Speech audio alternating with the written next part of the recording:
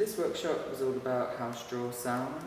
So I was looking at concepts of how to visualize sound through drawing or collage or imagery to kind of take it from something that's oral but make it visual.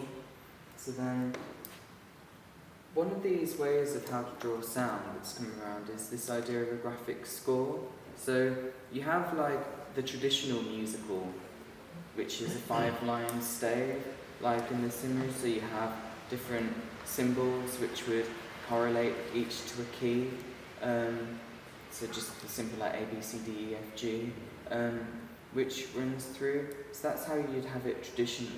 But then a graphic score was developed as a different way to notate music, which was a bit more modern. So there's different types of graphic notation. So in these examples, you can represent sounds through symbols or even numbers, and often when you've made a graphic score using different symbols, you can create a kind of a key so that people who would read it could then understand what it's from. So in this image, there's just very simple symbols, so a line going left to right, pointing upwards to show that it's a sound that's continually rising in pitch. So if you were to see that drawn on a piece of paper, you could see that the sound would be continuously getting higher, and then vice versa with that one going lower. And then there's quite a few different ones, say a load of dots on the page, and then that's showing like lots of different pitches and shorter sounds. And then also, slightly differently, there's in this with numbers, so then just seeing that, it kind of looks quite mathematical and quite just basic, but then so you end up seeing the number then as a sound. So one is a clap, then it's a click, a stamp of the feet, and a slap of the leg. I feel like that's quite confusing. I don't know if you want to have a go with that. Yeah. How are we doing this way? Left to right. Yeah, okay. So it'd be clap, click, stamp, clap. And then it gets confusing. It'd be a stamp. Oh. It's very confusing. But yeah, so that's like one example which is quite fun to try and do, although it gets very complicated as soon as the organisation changes.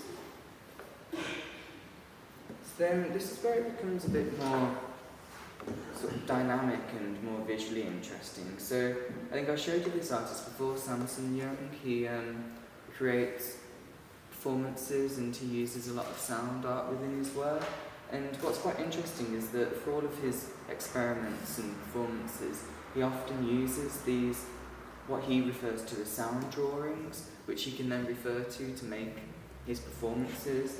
And these are quite nice because they've used different colours and also have text. So I think, yeah, so there's different letters and numbers and also sort of different collections of images. They almost look quite cartoonish or just like a kid's doodle, but if you kind of look at it in a musical context, you kind of see how some of these shapes might represent different noises. And this process kind of originates from John Cage. So he works and was one of the earlier pioneers of this process. So this piece called Aria was one of his graphic notations. So this was where he was trying to explore a new way of notating sound, so trying to make something that's a bit more free from the constraints of traditional musical notation, so using colours and letters, and it was like a process to be made so that it would allow musicians to then read it and take their own interpretation of the sound, so it would provide a bit more freedom and that ability to have a more random sound so that different people would read it in their own way. This is also a composition that kind of represents how the graphic notation would be read and played as a music piece, so I'll just play that for you.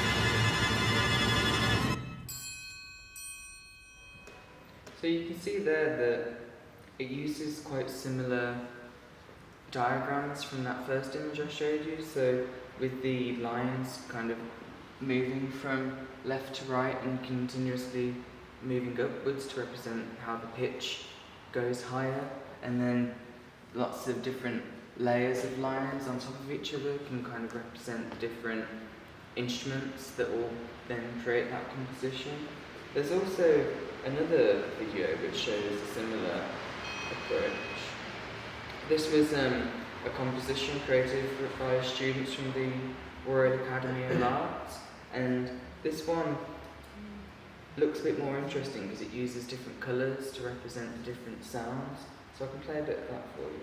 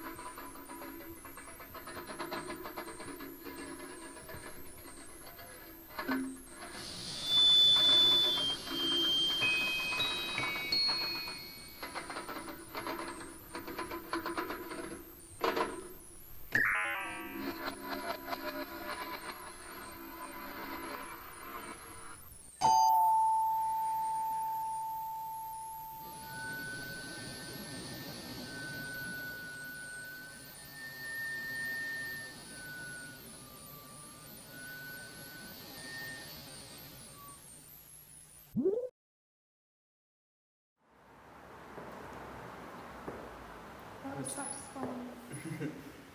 What did you think of that one? Did they do it with the sound first and then build the graphics for it, or was it kind of done? I'm not actually sure, but it does seem like, I imagine the most easier option would have been to have the recording first and then create the drawings from it. Yeah. But I think it can work both ways actually, because I think someone could draw that with the idea of what each sound wants to be, and then people could then perform it. I think one of the easiest ones to see is that symbol, how it kind of makes that boom kind of sound, because it's sort of like, it kind of represents the way that the sound moves in a space and how your ears would like pick it up and how that would then rotate. But then if you see that all of these yellow objects which represented the sort of whistling sound, the different pitches would be different heights. So then that kind of represents how a traditional musical stave would be, because the lower notes would be positioned lower and then it would move higher. So there's still kind of elements that are taken from that traditional musical kind of notation that has been modernised. I think it also challenges the way that we are taught music, because it's still, you think about how music is composed and how it's taught, it's still pretty much the same. Yeah. Nothing's really moved on. And my daughter who's 5 has just started piano, and she's got her music books and they're all colourful, but the notes are still in exactly the same format with all the lines. And you can even, like, her music teacher will call the notes different things, like a cat or something that hides underneath the bed, or in ways that's tried to sort of like make it more abstract and something that's... Yeah, something that's a bit more visual to understand. Yeah, because I know there's a kind of rhyme to remember each scale. It's like like FACE, all good boys deserve food. Yeah, I remember that from recording. Yeah, that's it. I still use that when I'm trying to read. Yeah, it is actually. It's one of those, it's like learning how to spell, and you always have those little rhymes. Those kind of things just sort of ingrained. How many of you actually have like a musical kind of background? I don't think we're called accounts, but... You do? Yes, so you have like... Did you learn from like sheet music? Yeah. Oh, okay. Oh, so is this sort of weird then to see it completely It's different? nice, because I honestly could not like get it at all. I've been playing the piano since I was like 7. Yeah. I still can't really like read music fluidly. Like I can't do it properly, it takes me ages. It is quite a difficult one. I think it's one where you learn it, but if you a bit out of practice for a while, you then suddenly forget it. It's so easy to forget. Yeah. Because like really trained musicians would just be able to sort of sight read, so they can just recognise each symbol straight away. But then other symbol, it's almost like a coding process that you sort of have to decode the symbol and figure that out.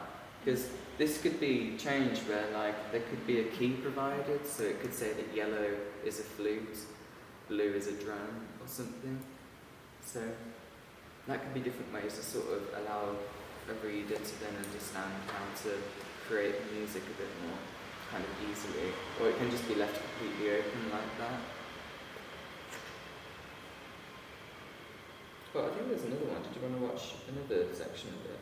Sure. It'd be quite fun to like give everyone instruments and be like, play that, and we can't hear the sound, we're just watching the notes move, like kind of like Guitar Hero, but we have to make sounds with the instrument, how the picture looks, so it's like the other way around. Yeah, you could just try that. You have your instruments there. I don't think that one can do it in other shapes. Yeah, this one's... I'll play this one for you.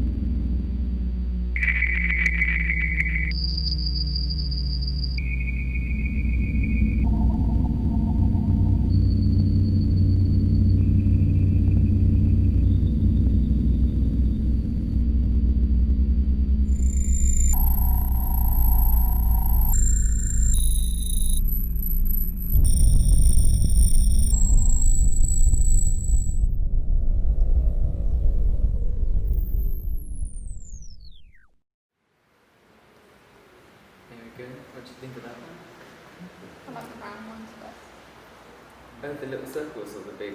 The little circles. I think it was interesting seeing them come in before you hear them and trying to guess what the sound is going to be. And then when you hear it, you're like, oh yeah, that makes sense. I was wrong. Oh yeah, I see what you mean. Because that, I think the sound from the bottom with that kind of big sort of cloud really represented that sort of more dirtier, sort of low frequency, especially with it being at the very bottom to kind of move through. It's also the length of the sound can then be represented by how long the drawing is. So as soon as the drawing stops, like the sound then finishes at that point. I think there's some sounds that where you, like this black curve at the end as well, where you forget, you just kind of, they zone out of your attention span almost if you're just listening to the sounds, but then if you're watching the drawing, you're more aware of sounds lasting longer. Yeah. And anticipated it. Oh, because you have that sort of visual there. You Yeah, kind so of, you're like, oh yeah, that sound's still going as well, like it's not completely finished yet. Yeah. yeah, I think with that one there was more sort of a lot of background noises which were just quite sort of constant, but you wouldn't really pay attention to. But seeing that kind of yellow line at the very top, you sort of see, oh yeah, that's a constant sound all the way through.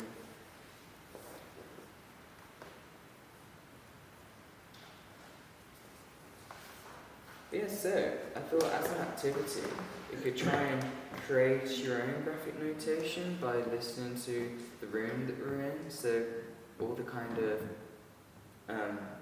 sort of background noises, the rustling of paper or just the shifting of chairs, and seeing how you can capture that sound through drawing it. So there's obviously different approaches that you can take. You could use different colours to represent the sounds, as those few examples were, or even just different symbols, text or letters, and you could either provide a key if you wanted to sort of represent what each sound is, or just leaving it completely just to interpret yourself. So I've got some paper over here which